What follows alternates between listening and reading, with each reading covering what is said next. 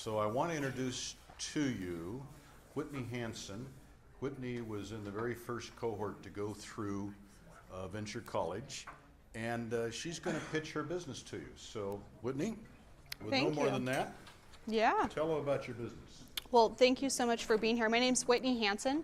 I am the founder of Whitney Hansen Coaching, a business that teaches millennials how to manage their money and specifically pay off debt. So the way I got into this business is a little bit funky. So I first started off not even knowing that entrepreneurship was something for me. I didn't even know that existed. So I had the dreams of climbing the corporate ladder, but in 2010, I had reality kind of hit me in the face really hard. I graduated college, and I had $30,000 in student debt. And so for me, I remember holding that student loan bill and thinking, holy crap, that's a ton of money. What am I going to do? And so I had been working at a salon through undergrad to put me through college, and I got my first job as a staff accountant right out of college. So I was really excited about that. But I decided to put together a plan. And so I got a plan put in place, I got a budget, I got all this fun stuff, and I continued working at the salon job. And so what that enabled me to do was pay off the entire $30,000 in 10 months. So friends and family started noticing what I was doing, and they started asking for help with their own personal finance plan. And then that's really where the business started to blossom. I went back to school for my master's in business and heard about Venture College and decided to maybe try to turn my little side passion into an actual business in my future. So I applied and was accepted, and I went through this process called customer discovery process. So I spent a lot of time really getting to know who is my customer and what are their problems. I interviewed a total of about 100 people and finally learned that my customer was millennials. Millennials have this big problem. They usually have student debt. And that student debt is a big pain point for them. It really affects their future. A lot of times they are not able to buy a home as soon as they wish they could. A lot of times they're procrastinating on getting married. There's a lot of problems that come with student debt, and at the end of the day, it affects the choices that they make. So I really set out to create a solution to help millennials get rid of debt and start managing their finances as best as they possibly could. My solution was initially an in-person workshop. So I was teaching people groups of 5 to 10 in the beginning and just getting a really good feel of the content, what kind of information they really needed, and refining the entire time. And so then I came across this big issue of how do I actually create this into a life or a business? Because teaching 5 to 10 people is great, but it wasn't quite a business yet. So I created an online workshop. That was my solution for scalability. That was my way of taking my product to the masses and reaching a larger audience. And how did I reach them? That was something that I had to think about very, very deeply. So the best way for me to reach my audience is through social media. Raise your hand if you're on social media. Everybody, right? Everybody's on social media. But navigating how do you use that to your advantage is a true skill. So I learned about targeting through social media and being very, very specific about who I am marketing to. So I do a collection of Instagram and Facebook ads, as well as YouTube, to reach my ideal customer segment. So how do I know that my solution is actually working? I'm very confident that this is actually working because I have had dozens of testimonials. I have had over 100 people that I've personally worked with one-on-one and in group settings, and I have actually coached people to we're about $100,000 of debt paid off so far. So I know that this online product is working, and I know that this is solving a problem for millennials in paying off student debt. So that is my business, and that is how my product is solving the problem that millennials are facing today.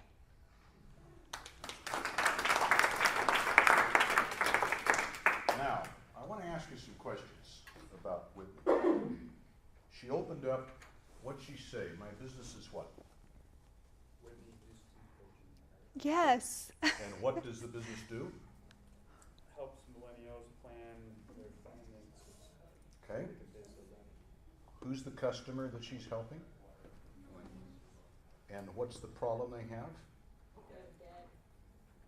What's the solution? Manage their financial practice. Okay.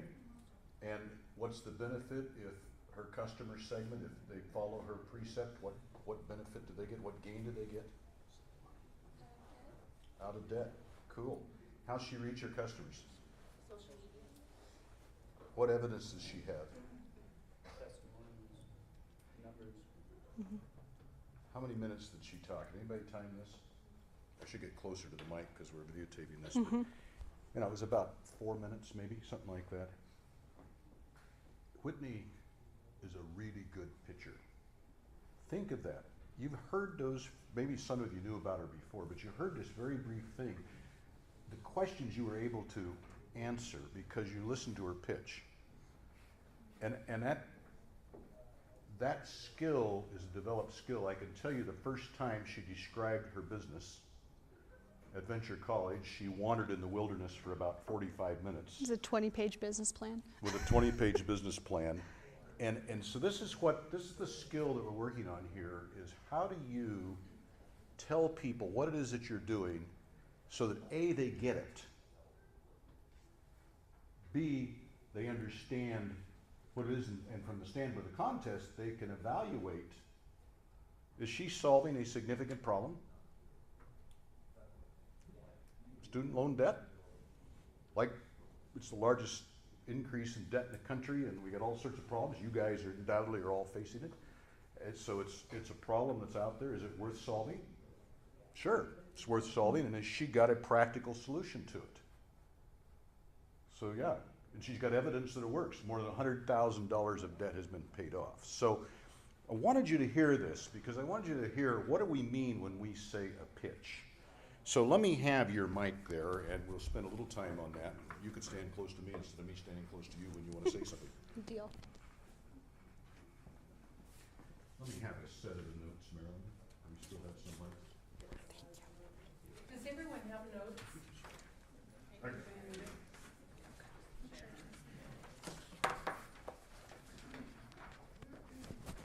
Thanks.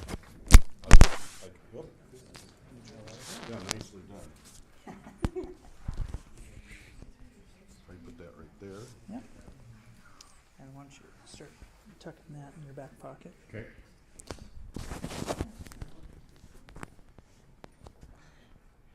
The point of this folderol for the videos is we know lots of people can't make this. Maybe you want to go back and review what was said in any of these things. So the first one's up. The second one will be up yet tonight, so say tomorrow. And we'll have this third one up by the end of the week. So it's there if you want to. Okay, have you got sound? Are we lighting things up over there? Yeah. All right. So before we go to sort of workshop practice, let's convey some information here about the contest itself. So your judging at the Innovation Challenge will be in this room with a panel of judges, and you and your teammates have 5 minutes to do what Whitney just did, followed by 10 minutes of Q&A. Okay? Now, one of the keys to pitching is to give just enough information.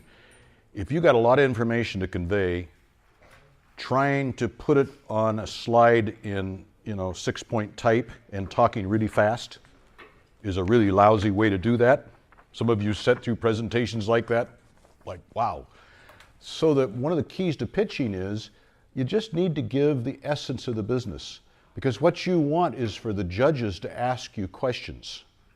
Because when they do that, now you'll be talking about what they're interested in as opposed to what you think they ought to be interested in. It's a key element of this. All right, so you want to make it clear, you want to make it succinct, you want to be careful.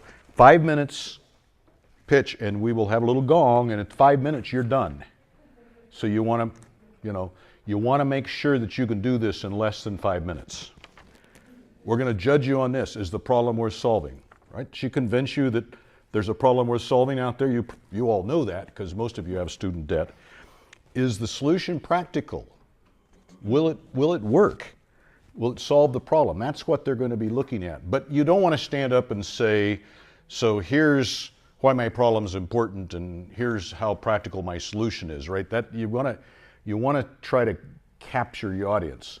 So what did she do to capture you? Right after she said, I'm Whitney Hansen of Whitney Hansen Coaching, and my business is helping millennials with their financial planning. Then what did she tell you? She told a story. That make it real for you? Like, can you relate to that? You know, here I am, I got out of school, I got this big debt. I thought I was going to be an accountant, so I got a job as an accountant. I went back to work painting toenails and fingernails until I paid off my debt. Right? That's a, you know, how many times have you told that story to get it to that few words? So many. Like, we're talking probably at least 100 times. At least. All right.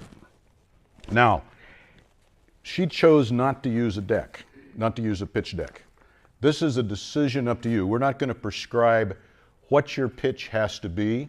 It's up to you. You can use slides if you want. You could use a video. You can use a demonstration. You can simply tell a story. However it is that you're most comfortable telling about your idea, what your solution is, and how it's going to work. But having said that, here's 7 or 8 points, I guess 6 points I've got here that you'll probably ought to cover somehow. First of all, this elevator statement. You know, you've heard that phrase. You know, if you're stuck in an elevator with Learned and he says, what do? You've got until the elevator gets to the next floor or the top of it to give me your sentence. Okay? I'm Whitney Hansen. I help millennials manage their money. Boy, is that succinct. So think about that, because you want to open up, you want to set the scene with the judges. You know, I'm Kevin Learned. I help college students start businesses while they're in college. Give you basic sentence. Now that's not everything about it, but it gives the judges a context. And by the way, just to give you a context, I helped start the angel investing group here. I've now been involved in some 33 or 34 investments in local companies totaling in the neighborhood of $15 million. So serious stuff. I've heard 100, 150 pitches asking for money. And what you don't want to have in a pitch is at the end of the pitch, have the people on the other side going, now, what did you say you did again? If you get that, you haven't communicated. Okay, so a succinct elevator statement. What is it that we're proposing to do here? Then we want to know, someplace in here, is this a problem worth solving? Okay, so if you think about college education today, you know, you guys are graduating in a job market that is somewhat problematic. One of the things employers are asking for is skills in addition to knowledge. So this is the problem we're trying to solve with Venture College and the College of Innovation Design, is to help Boise State students gain skills which will enable them to prosper in the 21st century economy. Is that a problem worth solving? You can decide what it is. That's the problem we're trying to solve here. Who has the problem? You know, now, who all were you going to work with when you started out with? High school students and then people between 20 and 25 years old was the initial. And why did you settle in on what you're now calling millennials? So high school students, you guys probably know the answer to this, they don't have any money. And I'm trying to grow a business. So that was really, truly why I made that pivot to millennials who actually had the pain point and they were willing to pay for the service as well. What did you, tell them about your customer discovery when you talked to the high school kids and you talked to their parents. Well, so I was so excited because I thought high school students wanted to move out of their or they actually wanted to be financially independent was my word. So I would ask them, do you guys want to be like financially independent and be wealthy? And they kind of gave me the glazed over look and said, we just want to move out of our parents' house and pay for school. And so that was a very small pivot, but it was a beautiful one because the parents of the high school students had the exact same problem. They also wanted their kids to move out and stay out and not ask for money during college. So it was a beautiful marriage. But unfortunately, the high school students couldn't pay, and I had people that were willing to at that exact moment. Let's see, and you also, when you started, you were going to solve their time management problems and I had 3 or 4 other things, right? workshops, and yeah, I had a lot that I wanted to do.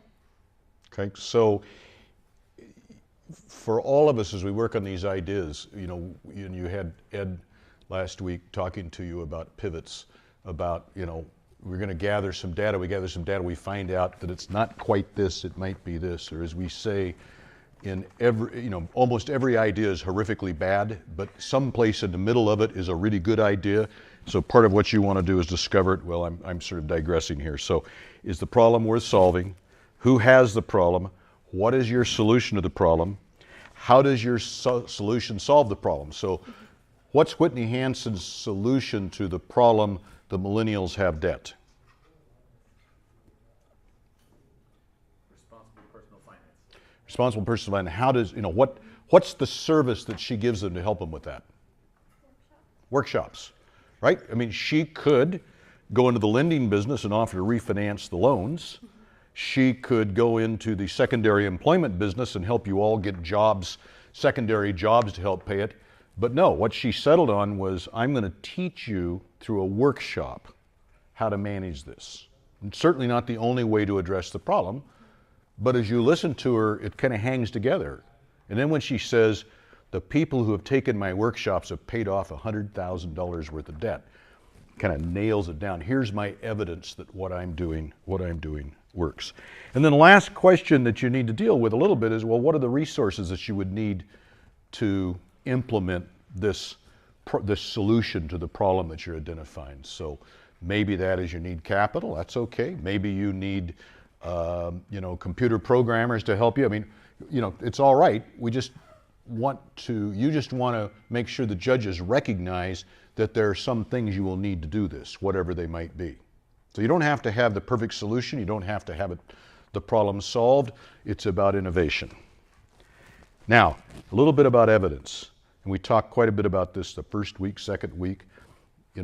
What's the evidence that you have that the problem exists, that you can find people who have the problem, that your solution will solve the problem? So the more evidence you can give, the better. Now, this is early stage stuff, right? You've had a month to work on it. You're not going to be able to say, I know this works because I've now taught 100 people and they've paid off more than $100,000 worth of debt.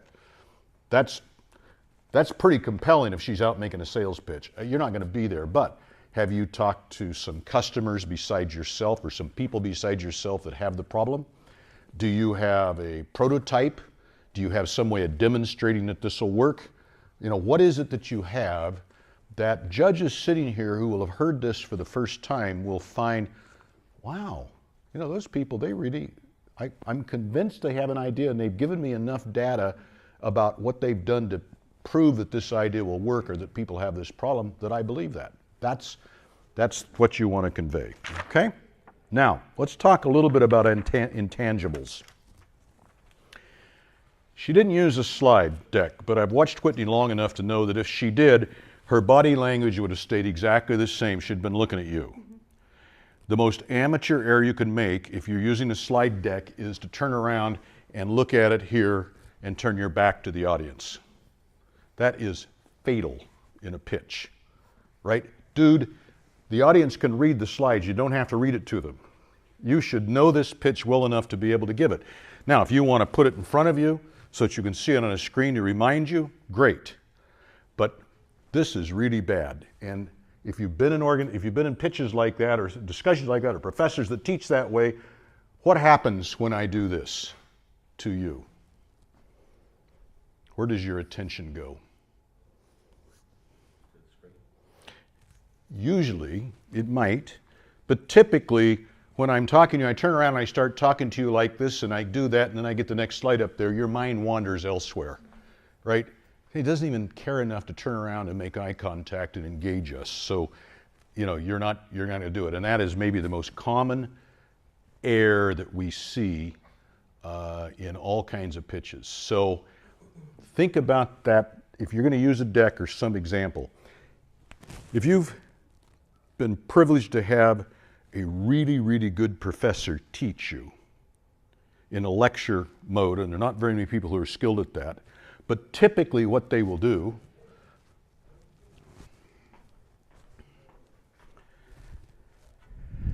is they will say, okay, the worst thing you can do is turn your back to the audience. Don't do that. Okay? I didn't write up there, don't turn your back to the audience. What I wrote up there was something to help you connect with the central thought that I'm giving you. That's what PowerPoint slides are meant to do. Do not write a book. Do not put a lot of words up there, because if you do, then people will be reading the slides and not listening to you. That's not what you want to have happen, unless you've got a video up there that you want them to see, or you've got a demo or something. Those slides, the purpose of them is just to reinforce what you're communicating to your audience. One wag said, the size of your font should be no smaller than half the age of the oldest person in the room. I'll be in the room. You can guess what size font it ought to be, but it better be pretty damn big. 12 point, right? Just kidding. Thank you very much. Yes, yes. 25 would be good. Still too small. But think about your slides. So if you're going to use slides, then here's kind of the rule of thumb. No more than about 3 bullets on a slide. No full sentences. Big type, so people can glance at it and grab what it is. And the point of that is to re-emphasize what you're telling, not to give them the book. There's nothing worse than a slide deck that's a full page worth of prose that's up there, because you're going to lose the audience. First of all, nobody can read it. Nobody wants to read it, and they won't pay any attention to what you are saying. You don't all have to participate. Matter of fact, probably if you're on a team with multiple people, probably you shouldn't all participate. It's really boring to have, okay, so I've told you about the slides, and now Whitney will tell you about the blah, blah, blah, blah, blah, and now Marilyn will get up and tell you about something else, right? Pick your strongest person who is most comfortable giving an oral presentation in front of a group of strangers, or maybe you've got 1 or 2 of you because you have different skill sets, excuse me. But don't do this. We've got 5 people on the team, and every one of us has to get up. This is not a classroom exercise. This is a contest. You want to win the contest. So pick your strongest person, work on it, and then really work and practice with whoever's going to give that pitch. It's really easy to fall into jargon, and you got generalists in here. So if you're dealing with something technical, who are doing the recharging and the bicycles? You guys over here. All right. Your audience does not need an exposition in electrical engineering as to how this works. You don't care that I'm using an AT Tiny chipset. We don't care about that, and if you bring that up, they'll all go, huh? And what may happen is somebody will go, now what was that again? And now you've taken your audience down a rat hole that doesn't get to what you're trying to do. Here's a problem, I got a solution, it's worth solving, here's my evidence.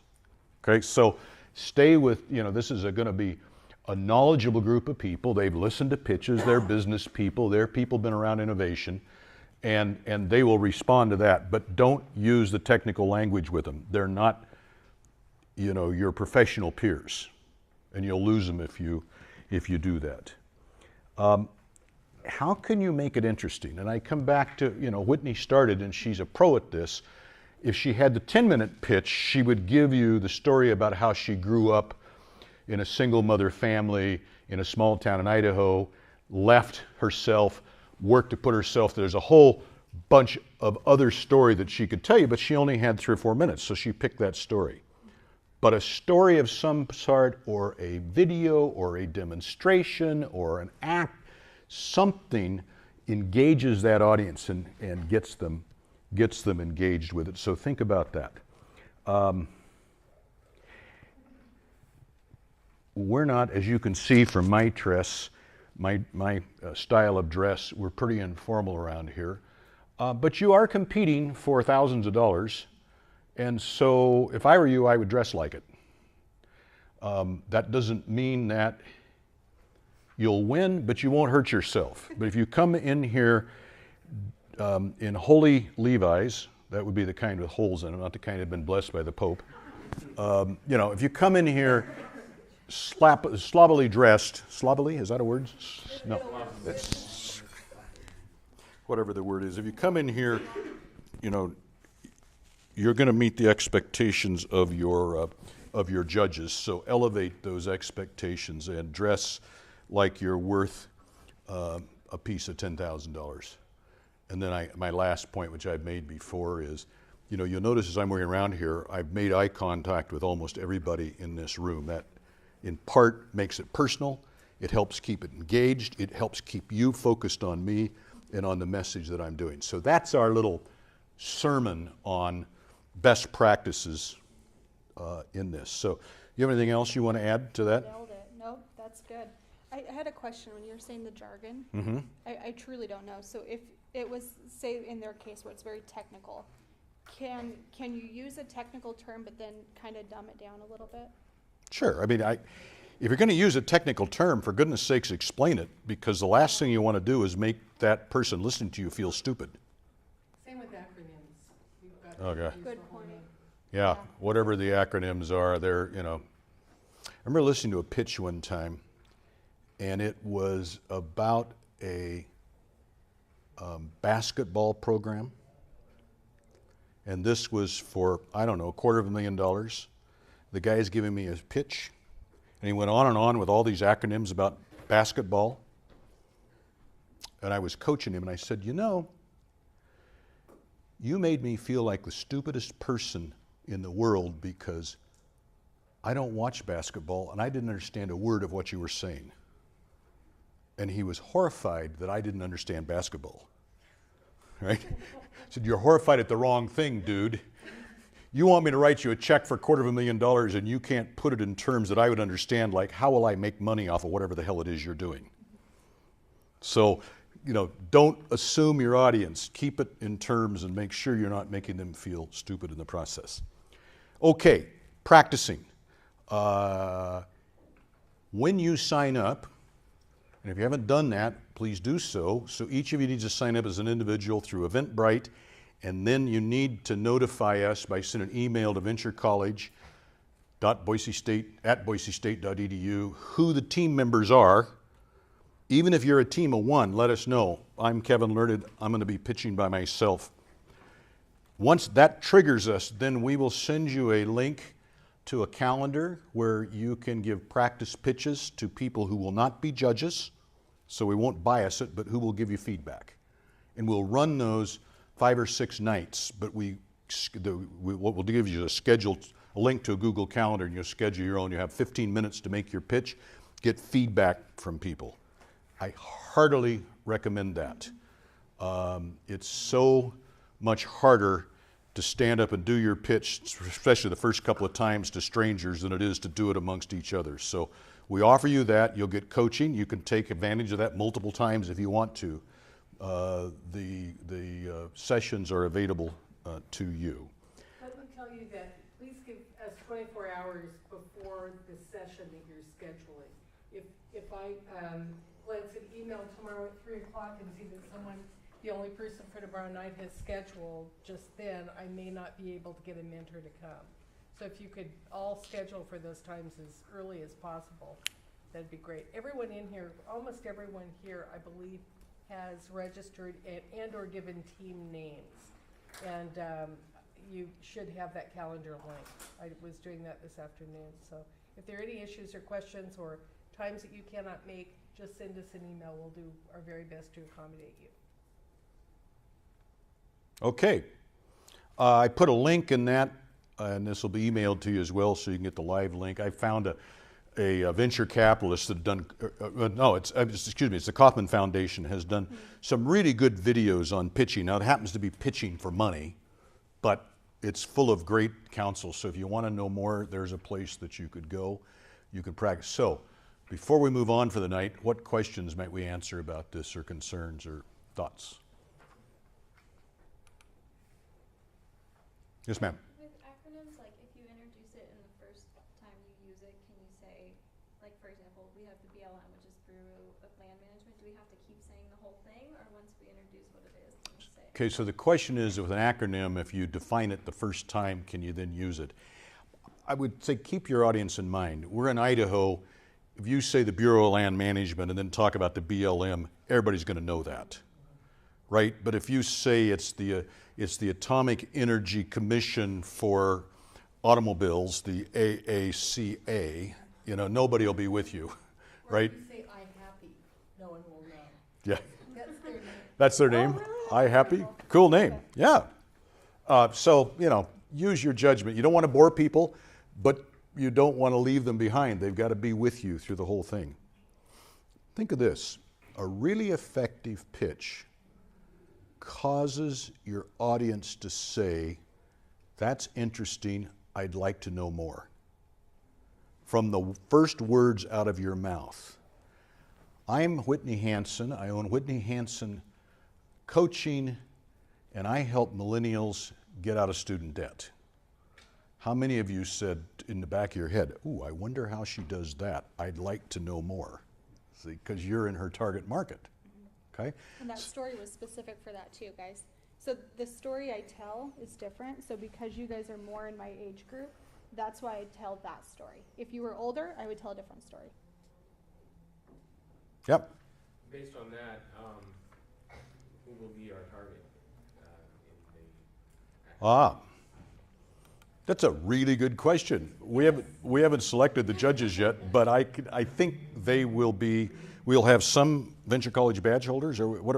Have you? Where are you on judges? I believe we're going to our supporters because we're going to our badge holders for the Mentoring. Oh, okay. All right. So the venture college mentors are middle-aged, typically middle-aged and up business people like the ones if you were here for the Scramble weekend. This kind of people, so you can assume they're going to be primarily between the ages of 40 and 60. They will be successful people in the community in their own right. They may be educators, they may be entrepreneurs, they may be managers. And they will be people who have listened to pitches before, and we will give them some training so that they understand that they're judging you on the same thing that you think you're being judged on. I would think parents and grandparents. Those Yeah. would be the age groups you should be thinking of. Yeah. So then, like length of the pitch, I've heard a couple different things. 5 minutes for your pitch, 10 minutes for questions and answers. And I'm sorry that you've heard multiple things. This, of course, is being invented, is made up as we go along. But I got a decision today out of the Idaho Entrepreneurial Challenge, which is the next piece of this if you want to go on. And we want it to be the same thing. So their criteria is the same, their categories are the same, and they're also going to use 5-minute pitches with 10-minute questions and answers. Hoping to set them up. Yeah, we hope that, so right now, of course, it's amongst yourselves, but then it's amongst all the schools in the states. So we have great hopes that you guys will run the tables when we come to this in the springtime. Yeah. There's one round of presentations and judging? For this, there'll be one round of presentations and judging. There are 4 categories. Marilyn has been working with you to select a category. If that hasn't been clear to you, there will be a $1,500 prize winner and a $500 prize winner in each category, and then there'll be 4 $500 prizes in skills, which I think we sent to all of you. So that is 12 monetary prizes. Right now we have 15 teams that are registered, and you can only win 1 prize. So you have a pretty good possibility, if you've done your homework, of winning something in here. The smallest prize is $500, so that'll help, I hope. Yes, sir. So you guys keep talking about a pivot and making pivots. Is it something you incorporate into your pitch, the whole pivot thing, if you did have a big pivot, or is it something that comes up later in the question and answer period? Thank you for asking that question. So in part of the judging, we're not judging on whether you have pivoted or not. So you don't need to cover that in your presentation unless somehow it will help the audience figure out how you got to where you are or why this is a problem worth solving. It was more to help you all understand that when you start working on a problem and a solution, very typically the first solution you come up with is not the one you end up with. Now, I didn't talk about questions and answers. Thank you. As you do this, role play this with parents and others and see what questions they have. You don't have to answer all those questions in the pitch, and as a matter of fact, you can't. If you try to answer every question they might have, you're going to talk really fast and lose people. But think about the questions the judges may ask you, and it's really impressive when you can say, I'm glad you asked that. We have a slide on that. Let me show you that data. Okay. Or thank you for asking that. Here's our answer. Or, I've been doing the pitch, but Whitney is the expert in that, so thank you for asking that. Whitney, would you answer that for us, please? Okay? So, that being prepared with the questions and answers that people are going to have as best you can foresee, that really impresses people. It impresses me as an investor when they can contemplate the questions I might ask if they've been thoughtful and have answers ready when I ask them. Here's something you want to be careful. If we do what I just said, Whitney, would you answer that? Okay. Then it's really lousy if I say, what Whitney meant was, or, well, actually, that's not quite the way we are doing it. If you throw the ball to your partner, live or die on what your partner says, but don't do this, she's actually not as smart as I thought she was, kind of thing, and ping pong back and forth, because you'll convince the judges you don't know what you're talking about. So if you're going to use multiple people, or you're going to pass the baton to somebody else, make sure they're prepared for it. Yes? So you said earlier that we don't want everybody participating in the pitch if we have like 5 people, right? But in that event, say somebody's an expert on something that I'm not, but I decide to do the pitch, do we need the other people in the room just not participating in the pitch? Oh, by all means, you should be there as a team. You're going to want to introduce, if you're giving the pitch, I'm Kevin Learned, and these are my teammates, Nancy and Marilyn and Whitney, and we're delighted to be here to tell you about blah, blah, blah, blah, blah. Okay, so yes, you'll have them there. And they can answer the questions. And they can answer questions. I mean, make the most strategic use of your teammates that you can. But the judges are not going to judge you based upon everybody made some comment. The team lives and dies on the team. Does that help? Anything else? Okay, so who wants to be a guinea pig?